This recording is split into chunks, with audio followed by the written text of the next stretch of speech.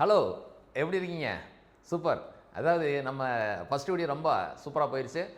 இப்போ அடுத்து வந்து நம்ம வந்து இன்னைக்கு நம்ம பார்க்க போறது ரொம்ப முக்கியமான தேற்றம், த பித்தகரஸ் தேற்றம்.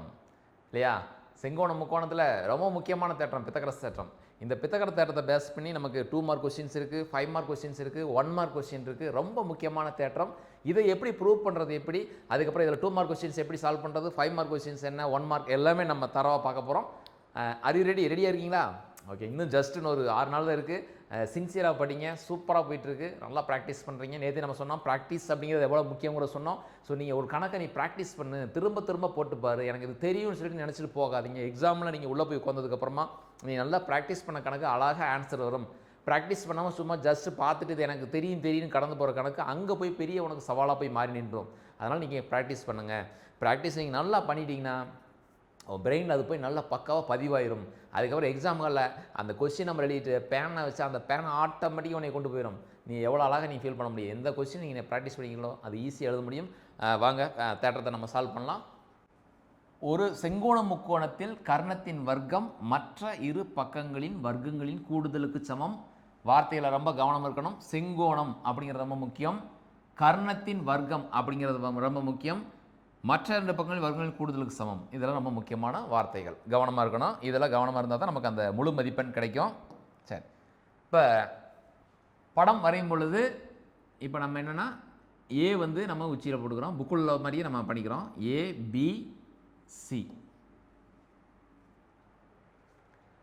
சரி, இந்த முக்கோணம் ஏபிசி தான் செங்கோண முக்கோணம். இதில் எது செங்கோணம்? உச்சியில் உள்ள இந்த ஏ தான் செங்கோணம். இதைத்தான் நம்ம செங்கோணமாக எடுத்துருக்கோம். அப்போ எது கர்ணம்? செங்கோணத்துக்கு நேர் எதிர் இருக்க பக்கம் பிசி தான் கர்ணம். சரி, ஓகே. இப்போ நம்ம என்ன சொல்கிறோம்? ஃபஸ்ட்டு என்ன கொடுக்கப்பட்டவை அப்படின்னு பாருங்கள். First கொடுக்கப்பட்டவை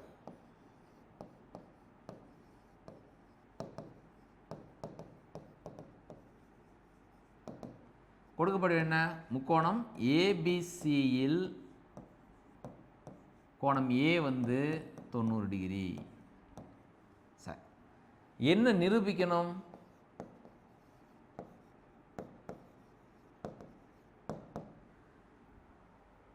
AB square plus AC square equal to BC square. மற்ற 2 பக்கங்களின் வர்க்கம் எதுக்கு சமமாகுது? கர்ணத்தின் வர்க்கத்துக்கு சமமாகுது. அதுதான் நம்ம நிரூபிக்கணும், அப்படி தானே? அப்போது AB square plus AC square equal to BC square. இது நிரூபிக்கிறது. சரி, அமைப்பு என்ன? என்ன நம்ம அமைப்பாக வச்சுக்கலாம்? அமைப்பு ஒன்றும் கிடையாது. ஏயில் வந்து ஒரு பெர்பெண்டிகுலர் லைன் வரைங்க, அது வந்து டியில் மீட் பண்ணுது. அப்போ ஏடி பெர்பெண்டிகுலர் டு பிசி வரைகிறது. ஏடி பெர்பெண்டிகுலர் டு பிசி இதை வந்து வரைகிறது. இதான் நம்ம அமைப்பாக நம்ம எடுத்துக்க போகிறோம். சரி, இப்போ இதில் நமக்கு 3 முக்கோணம் இருக்குது. என்னென்ன முக்கோணம் பாருங்கள். என்னென்ன முக்கோணம் இருக்குது? பெரிய முக்கோணம் ஏபிசி. இந்த முக்கோணத்தை எப்படி வச்சுக்கலாம்? இப்போ டிலேருந்து ஸ்டார்ட் பண்ணி போகலாம். நான் புக்கில் உள்ளது படி சொல்கிறேன், டிபிஏ. இந்த முக்கோணத்தை எப்படி சொல்லலாம்? டிஏசி. புக்கில் உள்ள மாதிரியே சொல்கிறேன் உங்களுக்கு, ஏன்னா நீங்கள் அப்படி படித்து வச்சுருப்பீங்க, அதனால் கன்ஃபியூஷன் வரக்கூடாதுன்னு புக்கில் உள்ளதுபடியே சொல்கிறேன். நீங்கள் எப்படி வேணால் போட்டுக்கலாம். இந்த 3 முக்கோணம் தான். இப்போ நிரூபணத்துக்குள்ளே போகிறோம்.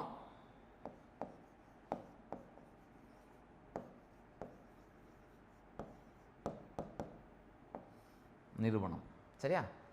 ஃபஸ்ட் 2 முக்கோணத்தை எடுத்து கம்பேர் பண்ணலாமா? அழகா கம்பேர் பண்ணுவோம். என்னென்ன முக்கோணம் எடுத்துக்கிறோம் அந்த 2 முக்கோணத்தை பாருங்கள். என்னென்ன முக்கோணம் பாருங்கள். ஃபஸ்ட்டு முக்கோணம் ஏபிசி. சரியா? முக்கோணம் ஏபிசி.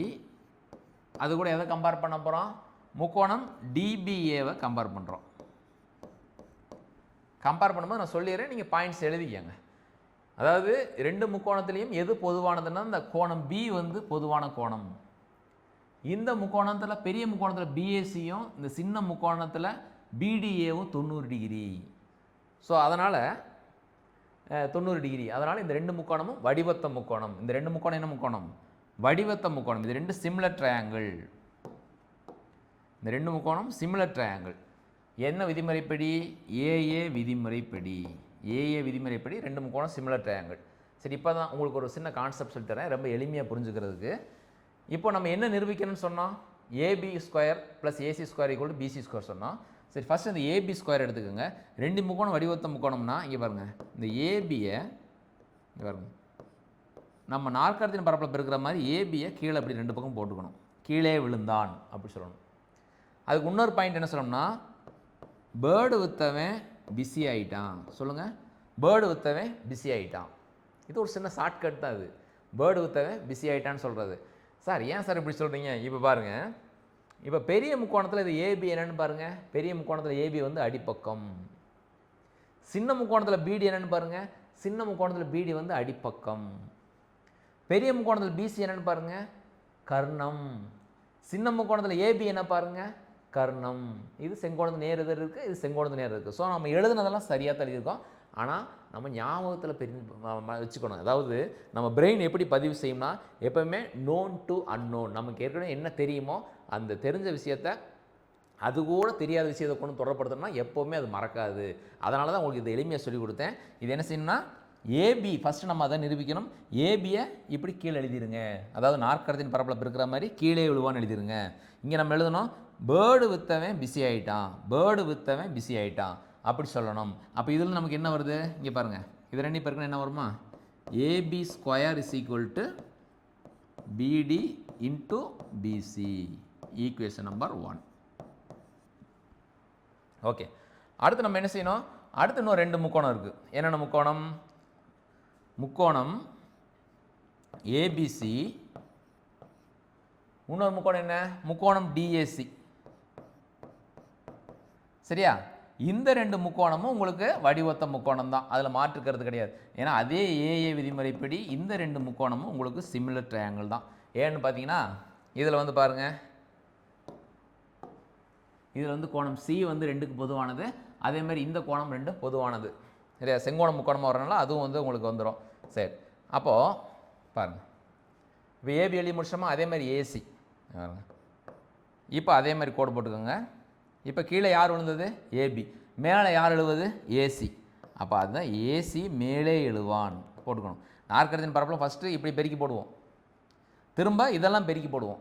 அதை மனசுக்குள்ளே ஞாபகம் வச்சுக்கணும். எழுதியாச்சு. இப்போ பேர்டு விற்றவன் பிஸி ஆகிட்டானா, இந்த பிஸியாக இருந்தவன் அந்த பிசி இங்கே கொண்டு வந்து எழுதுங்க. பிஸியாக இருந்தவன் டிசி ஆகிட்டான், பிஸியாக இருந்தவன் டிசி ஆகிட்டான், பிஸியாக இருந்தவன் டிசி ஆகிட்டான். ஓகே, அப்போ இது சரியாக இருக்கான்னு பாருங்கள். பெரிய முக்கோணத்தில் பிசி என்னங்க, கர்ணம். சின்ன முக்கோணத்தில் ஏசி என்னங்க, கர்ணம். சரி, கர்ணம் ரெண்டு எடுத்துட்டோம். Okay, very good. பெரிய முக்கோணத்தில் ஏசி என்ன, பெரிய முக்கோணத்தில் அது வந்து குத்துயரமாக இருக்கிறது. சின்ன முக்கோணத்தில் டிசி என்ன, அதுவும் குத்துயரமாக இருக்குது. ஸோ சரியாக இருக்குது. நம்ம எடுத்ததெல்லாம் ரொம்ப கரெக்டாக தான் எடுத்துருக்கோம். இரண்டு முக்கோணங்கள் வடிவ ஒத்த முக்கோணங்களாக இருந்தால் அவற்றின் ஒத்த பக்கங்கள் எப்படி இருக்கும், விகித சமமாக இருக்கும். அந்த கான்செப்ட் தான் நம்ம இங்கே எடுத்துருக்கிறோம். ஸோ ரொம்ப கரெக்டாக எடுத்துருக்கோம், ஒன்றும் பிரச்சனை கிடையாது. இப்போ பாருங்கள், இது வந்து நமக்கு என்ன வருது, AC square equal to BC into DC. இது என்னதுங்க, ஈக்குவேஷன் நம்பர் 2. ஓகே, நம்ம இந்த 2 மார்க்காக தான் நம்ம நிறைய விஷயம் எழுதிட்டுருக்கோம். சரி, ஸோ இதை ரெண்டையும் ஆட் பண்ண போகிறோம். சமன்பாடு 1 மற்றும் 2 கூட்ட என்ன நடக்குதுன்னு பாருங்கள். லெஃப்ட் சைடு என்ன இருக்குது, AB square plus left side என்ன இருக்குது, ஏசி ஸ்கொயர்.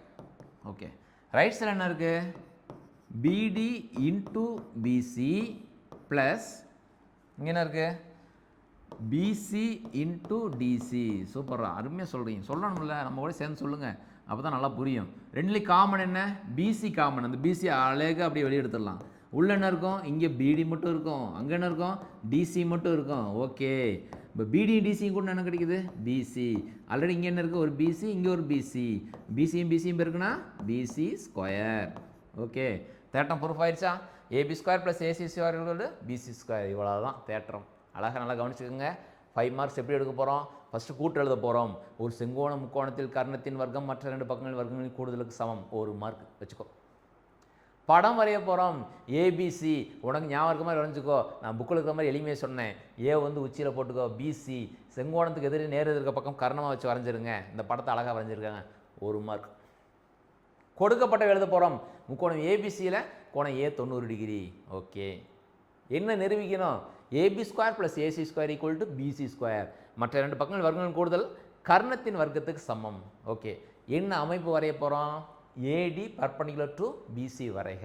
சார் 3 மார்க் எடுத்துட்டோம் சார், இன்னும் 2 மார்க் வேணும் சார் தேற்றத்தில் அப்படின்னு கேட்குறோம் இல்லையா? அந்த 2 மார்க்கு தான் நிரூபணம் எழுதணும். நிரூபணம் எழுதும் பொழுது வரிசையன், கூற்று, காரணம் எழுதணும். ஃபஸ்ட்டு கூற்றில் நம்ம என்ன எழுத போகிறோம்? பெரிய முக்கோணத்தையும் இந்த லெஃப்ட் சைடில் கூடிய இந்த சின்ன முக்கோணத்தையும் எடுத்துக்க போகிறோம். அப்போ பெரிய முக்கோணம் என்ன? ஏபிசி. சின்ன முக்கோணம் என்ன? டிபிஏ. அது ரெண்டையும் கம்பேர் பண்ண போகிறோம். அதில் கோணம் பி வந்து பொதுவாக இருக்குது, இதில் வந்து இது செங்கோணமாக இருக்குது, இதில் இது செங்கோணமாக இருக்குது. அப்போ ஏஏ விதிமுறைப்படி இந்த 2 முக்கோணங்களும் வடிவொத்த முக்கோணங்கள். அப்போ அந்த ஒத்த பக்கங்கள் விகிதங்கள் சமம்னு சொல்லி தான் நான் இங்கே உங்களுக்கு ஐடியா சொல்லி கொடுத்தேன். ஏபி கீழே விழுவான், பேர்டு ஊற்றவன் பிஸி ஆகிட்டான்னு சொன்னேன். அப்போ AB square is equal to பேர்டு ஊற்றவன் பிஸி ஆகிட்டான். ஓகே, முடிஞ்சிச்சு. அதே மாதிரி அடுத்த 2 பக்கங்கள் 2 முக்கோணங்கள் எடுத்துக்கிறோம், அதையும் இதே மாதிரி கம்பேர் பண்ணுறோம். கம்பேர் பண்ணும்போது இப்போ ஏபி கீழே விழுந்தான், ஏசி மேலே எழுந்துடும், பிஸியாக இருந்தவன் டிசி ஆகிட்டுன்னு சொல்லுவோம். அப்போ AC square is equal to BC into DC. இந்த சமோட 1 மற்றும் 2 கூட்டும்போது அழகாக அற்புதமாக இந்த தியரம் சூப்பராக சால்வ் ஆயிடுது. எழுதி 5 மார்க் வாங்கிக்கலாமா? ஓகே. இதை பேஸ் பண்ணுற கொஸ்டின்ஸ்லாம் நம்ம அடுத்தபடி பார்க்கலாமா? பாருங்கள். ஒரு மனிதன் 18 மீட்டர் கிழக்கே சென்று பின்னர் 24 மீட்டர் வடக்கே செல்கிறான். தொடக்க நிலையிலிருந்து அவர் இருக்கும் தொலைவை காண்க. ரொம்ப முக்கியமான பேசிக்கான ஒரு கொஸ்டின். ஒரு பித்தகரஸ் தியரத்தில் இது ரொம்ப எளிமையான ஒரு சாதாரணமான ஒரு கேள்வி. இது அடிக்கடி 2 மார்க் கொஸ்டினில் கேட்டே இருக்காங்க. இந்த கொஸ்டின் பார்த்துக்கோங்க, ரொம்ப அழகாக பார்க்கலாம். பாருங்கள், இதுக்கு வந்து ஒரு செங்கோண முக்கோணம் போட்டுக்கோங்க. இதை ஈஸியாக சால்வ் பண்ணிடலாம். இப்போ ஒரு செங்கோண முக்கோணம் போட்டுக்கலாம். ஓகே, இதை செங்கோணம். இப்போ உங்கள் மேப் படி பார்த்தா நம்ம இந்தியா மேப் எப்படி வரைவோம்? இது வந்து நார்த்து இல்லையா, இது வந்து ஈஸ்ட். அதாவது இங்கே இருக்கக்கூடிய ஒரு நபர், இங்கே இருக்க ஒரு நபர் வந்து எவ்வளோ 18 மீட்ரு ஈஸ்ட் போகிறாரு. ஈஸ்ட் போய் எங்கேருந்து செய்கிறாரு? 24 மீட்ரு வந்து நார்த்து அப்படி மேலே போகிறார். இப்போது தொடக்க நிலையிலிருந்து அவருக்குள்ள தொலைவு, இதை தான் நம்ம கண்டுபிடிக்கணும். ஸோ இதுக்கு நீங்கள் பேர் வச்சுக்கலாம், நீங்கள் எப்படி வேணால் பேர் வச்சுக்கலாம். இது ஏ, இது பி, இது சின்னு வச்சுக்கலாம். சரி, இப்போ முக்கோணம் ஏபிசியில் பாருங்கள், நம்ம என்ன கண்டுபிடிக்கணும்? ஏசி தான் கண்டுபிடிக்கணும். 18 ஸ்கொயரும் 24 ஸ்கொயரும் இது செங்கோணத்துக்கு எதிராக பக்கம் என்ன? கர்ணம். இந்த கர்ணம் தான் நம்ம கேட்குறாங்க. கர்ணம் நம்ம கண்டுபிடிச்சிடலாம். அப்போ கர்ணம் வேணும்னா இங்கே பாருங்கள், AC square is equal to இது என்னங்க 18 ஸ்கொயர், மற்ற 2 பக்கங்கள் 18 ஸ்கொயர் ப்ளஸ் 24 ஸ்கொயர். 18 ஸ்கொயர் எவ்வளவு? 324. 24 ஸ்கொயர் 576. 2 கூட்டினா எவ்வளோ வருது? 900 வருது. அப்போ ஏசி ஸ்கொயர் 900. அப்போ ஏசி இஸ் ஈக்குவல் டு என்னம்மா? Square root of 900. 900க்கு வர்க்கமூலம் என்ன? 30 தான் வர்க்கமூலம். இதில் மைனஸ் அளவு நம்ம எடுத்துக்க மாட்டோம். இது ஏன்னா ஒரு மெஷர்மெண்ட்டாக இருக்கனால இது நமக்கு மைனஸ் வராது. அப்போ AC equal to 30 metre. 2 mark ஈஸியாக எடுத்துடலாம். இங்கே பாருங்கள், இந்த ரிலேஷன்ஷிப் நீங்கள் எழுதியிருந்தீங்கன்னா உங்களுக்கு 1 மார்க், ஆன்சருக்கு 1 மார்க். ஸோ 2 மார்க் இப்படி தான் உங்களுக்கு வரும். ஓகே, அடுத்த கொஸ்டின் போகலாம். 3 சென்டிமீட்டர் ஆரமுள்ள வட்டத்தின் மையத்திலிருந்து 5 சென்டிமீட்டர் தொலைவில் உள்ள புள்ளியிலிருந்து வட்டத்துக்கு வரையப்பட்ட தொடுகோட்டின் நீளம். இங்கே பாருங்கள், இப்போ தான் நான் ரொம்ப முக்கியமான ஒரு பித்தகரஸோட மேஜிக் ஒன்று சொல்லித்தர போகிறேன். சரியா? என்னென்னு பாருங்கள். இப்போ இந்த பித்தகரஸில் நம்ம ஜஸ்ட் இந்த 10th எக்ஸாம் நம்ம ரொம்ப ஸ்டேட் போர்டில் இந்த பித்தகரஸில் சில ரிலேஷன்ஷிப் தெரிஞ்சு வச்சிட்டோம்னா நிறைய கொஸ்டினை சால்வ் பண்ண முடியுங்கிறத இப்போ நான் உங்களுக்கு சொல்லித்தரேன். இப்போ பாருங்கள், ஃபஸ்ட்டு இந்த 3ங்கிற நம்பர் எடுத்துக்கலாம். இந்த 3ஓட வர்க்கம் என்னென்னு பார்த்தீங்கன்னா 3 ஸ்கொயர் இல்லையா? 3 ஸ்கொயர் நம்ம எப்படி எழுதலாம்? 9ன்னு எழுதலாம்.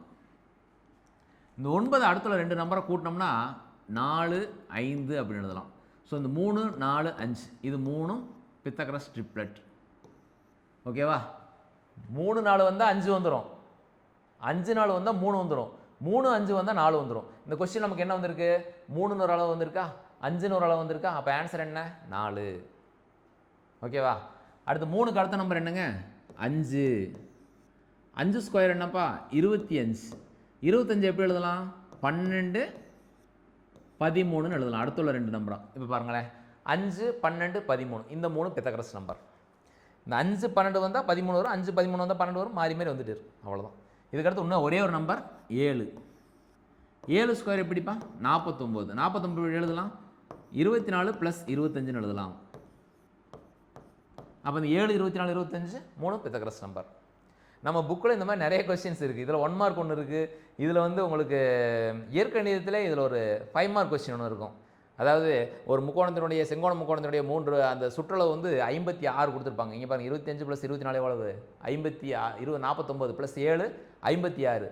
அதில் வந்து கர்ணம் கொடுத்துருப்பாங்க 25 சென்டிமீட்டர். அப்போ அந்த சிறிய பக்கத்தினுடைய அளவு கேட்பாங்க. சிறிய பக்கத்தின் அளவு வந்து 7 சென்டிமீட்டர். நீங்கள் டைரெக்டாக நீங்கள் அந்த ஆன்சர் எழுதினாலும் உங்களுக்கு 5 மார்க் கொடுத்துருவாங்க. ஏன்னா மாற்று முறையில் முயற்சி செய்திருந்தாலும் உங்களுக்கு முழு மதிப்பெண் வழங்கப்பட வேண்டும். இந்த ரிலேஷன்ஷிப்பை நீங்கள் கண்டுபிடிச்சு கூட நீங்கள் அந்த கொஸ்டின் நீங்கள் சால்வ் பண்ணலாம். அதை நான் இன்னொரு வீடியோவில் உங்களுக்கு நான் சொல்கிறேன். ஸோ இப்போ இந்த கொஸ்டினை வந்து பார்த்தீங்கன்னா 3 சென்டிமீட்டர் ஆரம்ப வட்டத்தின் மையம். சரி, ஓகே. இப்போ பாருங்கள், இது ஈஸியாக நீங்கள் போட்டலாம். ஒரு வட்டம் நம்ம வரைகிறோம்.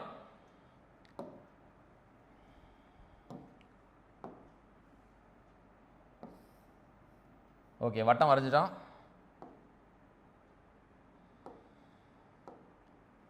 வட்டத்தின் 3 சென்டிமீட்டர் வட்டத்தின் மையத்திலிருந்து 5 சென்டிமீட்டர் தொலைவில் ஒரு புள்ளி. அதிலிருந்து நம்ம என்ன செய்ய போகிறோம், ஒரு தொடுகோடு வரைய போகிறோம். ஓகேவா? இப்போ தொடுகோடு. அப்போ இந்த தொடுகோடு நல்லா கவனிங்க. இதில் ஒரு முக்கியமான ஒரு 1 மார்க் கொஸ்டின் இருக்குது. வட்டத்தினுடைய ஆரமும் அந்த தொடுகோடும் செங்குத்தாக அமையக்கூடிய இடம் எதுன்னா அந்த தொடுப்புள்ளியில் தான் செங்குத்தாக அமையும். அதனால் தெரிஞ்சுக்கோங்க. அதே மாதிரி ஒரு வட்டத்தின் வெளிப்புற புள்ளியிலிருந்து 2 தொடுகோடு போடலாம் அப்படிங்கிற கான்செப்டை நீங்கள் நல்லா தெரிஞ்சுக்கோங்க. இப்போ நீங்கள் பாருங்கள், இப்போ நம்ம இது என்னது ஆரம், இது எவ்வளோப்பா 3 சென்டிமீட்டர். தொலைவு எவ்வளவு 5 சென்டிமீட்டர். இது வந்து நம்ம ஓன்னு வச்சுக்கலாம், இது பின்னு வச்சுக்கலாம், என்ன வேணால் நீங்கள் வச்சுக்கோங்க. ஆனால் இது வந்து ஒரு செங்கோண முக்கோணம் தான். அப்போ முக்கோணம் OPA. இதில் எது கர்ணம்? இந்த செங்கோணத்துக்கு நேரு நான் ஆரம்பம் சொல்லிட்டு இருக்கோம். இப்போ இது பாருங்கள், நம்ம ப்ரூவ் பண்ண மாதிரியே வருது பாருங்கள். செங்கோணம் மேலே இருக்குது, கீழே வந்து கர்ணம் வருது. நம்ம தேட்டத்தில் அப்படி தான் ப்ரூவ் பண்ணியிருப்போம். அப்போ இதில் எது கர்ணம்? இதுதான். இப்போ எனக்கு எது வேணும்? PA தான் வேணும். அந்த தொடுகோட்டினுடைய நீளம் வேணும். அப்போ PA ஸ்கொயர் ஈக்குவல் டு, இப்போ நம்ம என்ன செய்யணும், கர்ணம் ஸ்கொயர்லேருந்து இந்த ஸ்கொயர் கழிக்கணும். கர்ணம் ஸ்கொயர்லேருந்து இந்த, ஏன்னா கர்ணம் தான் இருக்குல்ல பெருசு. அப்போ 5 ஸ்கொயர் மைனஸ் 3 ஸ்கொயர். 5 ஸ்கொயர் எவ்வளவு 25, 3 ஸ்கொயர் 9, 25 மைனஸ் 9 16. அப்போ PA square equal to 16. PA is equal to 4 centimetre. Okay, இப்படியும் போடலாம். இல்லை இப்படி எனக்கு இல்லை சார் நான் ஈக்குவல் பண்ணி எழுதிக்கிறேன் அப்படின்னா நீங்கள் எப்படி எழுதலாம் தெரியுங்களா? PA square plus 3 square equal to 5 square. அதாவது குத்துயரம் ப்ளஸ் அடிப்பக்கத்தோட ஸ்கொயர் வந்து கர்ணம் ஸ்கொயர் வருது. இதுக்கு அடுத்த ஸ்டெப்பில் நீங்கள் இதை கொண்டு வந்துருக்கலாம். இதுக்கு அடுத்த ஸ்டெப்பில் நீங்கள் என்ன செய்யலாம், இங்கே வந்துக்கலாம். சார் எனக்கு இது டைரெக்டாக எழுதுற சிரமமாக இருக்குன்னா இந்த ஸ்டெப் எழுதிட்டு இந்த ஸ்டெப்புக்கு வந்துருங்க. ஸோ ஆன்சர் இது தான். இந்த ரிலேஷன்ஷிப்புக்கு 1 மார்க்கு, ஆன்சருக்கு 1 மார்க், அவ்வளோதான். இந்த இதில் வந்து நான் முக்கியமான கான்செப்ட் சொல்லியிருக்கிறேன். அதாவது 3 எடுத்து வந்துச்சுன்னா 4 5 பித்தகரஸ் ட்ரிப்ளெட், 5 வந்துச்சுன்னா 12 13 ட்ரிப்ளெட், 7 வந்தால் 24 25 ட்ரிப்ளெட். ஒரு அருமையான ஒரு வேல்யூபிளான ஒரு விஷயம் பண்ணியிருக்கோம். பாருங்கள், அடுத்த கொஸ்டின் பார்க்கலாம். 2 பொதுமைய வட்டங்களின் ஆரங்கள் 4 சென்டிமீட்டர் 5 சென்டிமீட்டர். ஒரு வட்டத்தின் நாணானது மற்றொரு வட்டத்திற்கு தொடுகோடு அமைந்தால் அவ்வட்டத்தினுடைய நாணின் நீளம் காண்க. அந்த ஒரு 2 வட்டம் இருக்குது, பொதுமைய வட்டங்கள். நம்ம எப்படி டயக்ராம் போட்டால் உங்களுக்கு ஈஸியாக புரியும். ஃபஸ்ட்டு ஒரு வட்டம் வரைஞ்சிக்கலாம். பாருங்கள், இது முதல் வட்டம். ரெண்டாவது இன்னொரு வட்டம் வரைகிறோம்.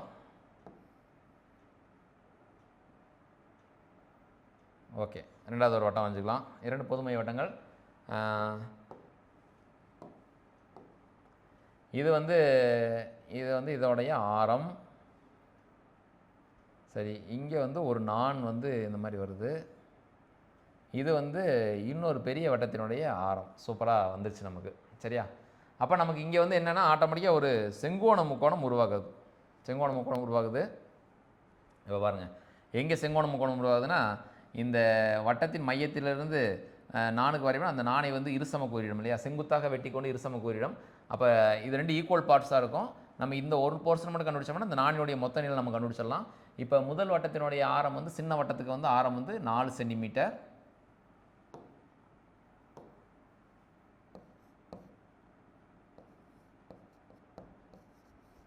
பெரிய வட்டத்தினுடைய ஆரம் என்னென்னா 5 சென்டிமீட்டர். உங்களுக்கு இப்போ தான் நான் சொன்னேன் போன வீடியோவில். பித்தகரஸ் இதில் வந்து நமக்கு பார்த்தீங்கன்னா 4 5 வந்தால் நமக்கு என்ன நம்பர் வரும்? 3 வரும்னு சொன்னோம் இல்லையா?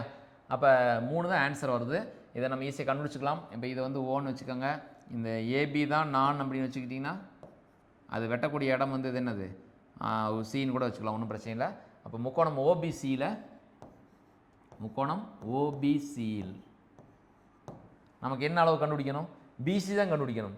பிசிங்கிறது என்ன? குத்துயரம். கர்ணத்துலேருந்து இதை கழிச்சா நமக்கு குத்துயரம் கிடைக்கும்.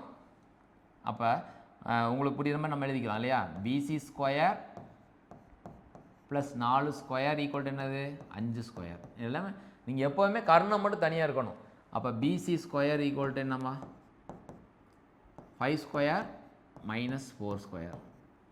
5 ஸ்கொயர் 25, 4 ஸ்கொயர் 16. இது நீங்கள் இப்படியும் போடலாம். 5 + 4 5 a + b இன்ட்டு a - bன்னு கூட போடலாம். அப்போ நமக்கு என்ன வருது? 9 ஆன்சர் வரும். பாருங்கள், 25ல் 16 போனால் 9. அப்போ பிசி ஸ்கொயர் ஈக்குவல் டு 9. அப்போ பிசி ஈக்குவல் டு எவ்வளவு? Square root of 9 3 centimetre. BC நமக்கு வேணும், ஆனால் நாணி நீளம் என்ன வேணும்? ஏபி. அப்போ நாணினுடைய நீளம் அது 2ஆல் பெருக்கி போடணும், அவ்வளோதான் விஷயம். இந்த 3ஓடு விட்டுட்டு வந்தீங்கன்னா உங்களுக்கு 1 மரத்தை கிடைக்கும். நாணின் நீளம் அப்போ 3 × 2 எவ்வளவு? 6 சென்டிமீட்டர் அப்படின்னு எழுதுனா அந்த நாணின் நீளம் முடிஞ்சு. அடுத்த கொஸ்டின் போலாமா? ஓகே. வட்டத்தின் மையத்திலிருந்து 25 சென்டிமீட்டர் தொலைவில் உள்ள ஒரு புள்ளி, அதிலிருந்து வரையப்பட்ட தொடுகோட்டின் நீளம் வந்து 24 சென்டிமீட்டர். வட்டத்தின் ஆரம் அதே தான் இதே சேம் கொஸ்டின். பாருங்கள், நம்பர் வந்துச்சா? நம்ம சொன்ன நம்பரு என்ன நம்பர்? நம்ம சொன்னோம்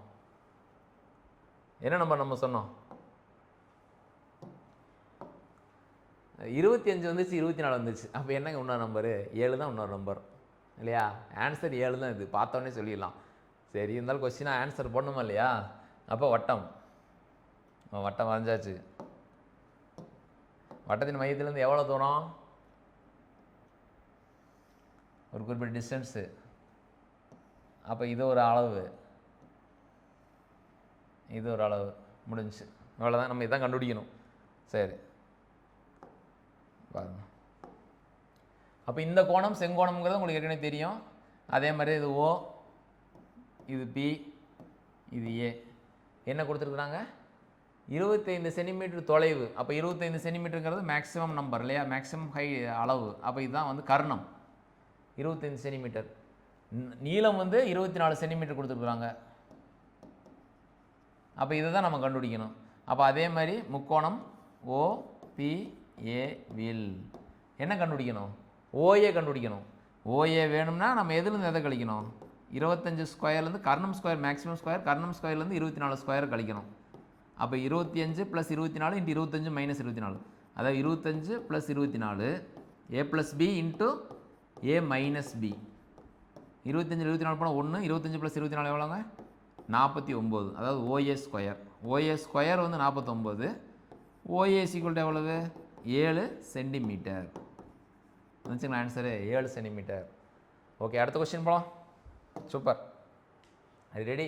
இப்போ இது பாருங்கள், சுவரின் அடியில் 4 அடி தொலைவில் உள்ள ஏணியானது சுவரின் உச்சி 7 அடி உயரத்தில் தேவையான ஏணி நீளத்தை காண்க. ஸோ இதில் தான் நம்ம ஒரு பார்க்கணும். இதான் முக்கியமான கொஸ்டின். பாருங்கள் என்னென்னு பாருங்கள். அதாவது சுவர், இப்போ இதுதான் சுவர்னு வச்சுக்கலாம். இது சுவர், ஒரு சுவர் இருக்குது. சுவர்லேருந்து இவ்வளோ டிஸ்டன்ஸில் போய் இப்படி சாட்சி வச்ச ஏணி போய் தொடுது. அப்போது இந்த ஏணியோட நீளத்தை கண்டுபிடிக்கணும். அப்போ ஏணியோட நீளம் தான் என்னது? அதான் கர்ணம். அப்போ நமக்கு இது என்ன பேர் வச்சுக்கலாம்னா முக்கோணம் ஏபிசின்னு பேர் வச்சுக்கலாம்.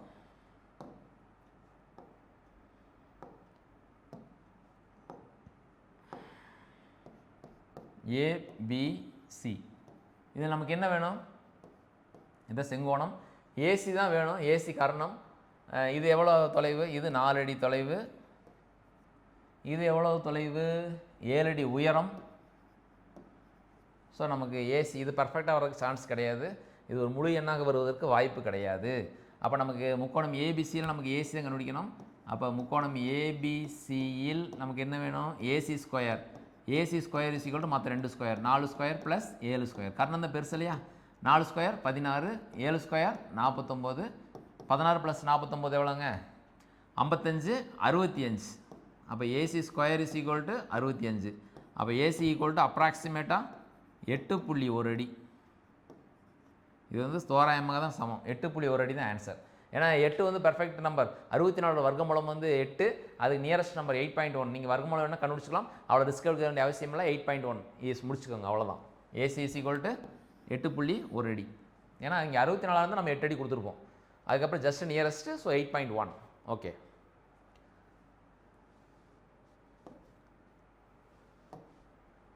இது பாருங்கள், இது ஒரு வருஷம் பப்ளிக்கில் கேட்ட கொஸ்டின். ஒரு விமான நிலையத்தை விட்டு மேலெழுந்து வடக்கு நோக்கி 1000. அதே தான் அந்த ஃபஸ்ட்டு ஒரு மனிதன் வந்து போனாங்க இல்லையா, கிழக்க போய் வடக்கு திரும்பினது. அதேமாதிரி இது வடக்கு நோக்கி போகுது, இன்னொரு ஃப்ளைட் இப்படி மேற்கு நோக்கி வருது. அப்போ 1.5 மணி நேரத்துக்கு அப்புறம் இந்த 2 ஃப்ளைட்டுக்கு இருக்க டிஸ்டன்ஸ் எவ்வளோன்னு கேட்குறாங்க. ஒரு ஈஸி சூப்பர் கொஸ்டின் இது, நல்ல கொஸ்டின். பார்க்கலாம் இது எப்படி சால்வ் பண்ணுன்னு பார்ப்போம். ஸோ நாங்கள் டயக்ராம் இங்கே போட்டுக்கிறேன். இந்த இடம் வந்து ரொம்ப யூஸ்ஃபுல்லாக இருக்கும்னு நினைக்கிறேன். ஸோ ஃப்ளைட்டு இங்கேருந்து என்ன செய்யணும், ஒரு ஃப்ளைட்டு இப்படி வந்துடுது, இன்னொரு ஃப்ளைட்டு இப்படி போயிடுது. ஓகேவா, கரெக்டாக உங்களுக்கு புரியுதா உங்களுக்கு விஷயம்? ஒரு ஃப்ளைட்டு நார்த்து, இதான் நார்த்து, வடக்கு நோக்கி போயிடுது ஒரு ஃப்ளைட்டு, இன்னொரு ஃப்ளைட்டு அப்படி மேற்கு நோக்கி இப்படி வந்துடுது. அப்போது ரொம்ப ஈஸியாக நீங்கள் ஒரு விஷயம் புரிஞ்சுக்கோங்க. ஃப்ளைட்டோட ட்ராவலிங் டைம் வருங்க 1200 கிலோமீட்ரு போகுது, ஒரு மணிக்கு 1200 கிலோமீட்டர் வேகம் போகுது ஃப்ளைட்டு.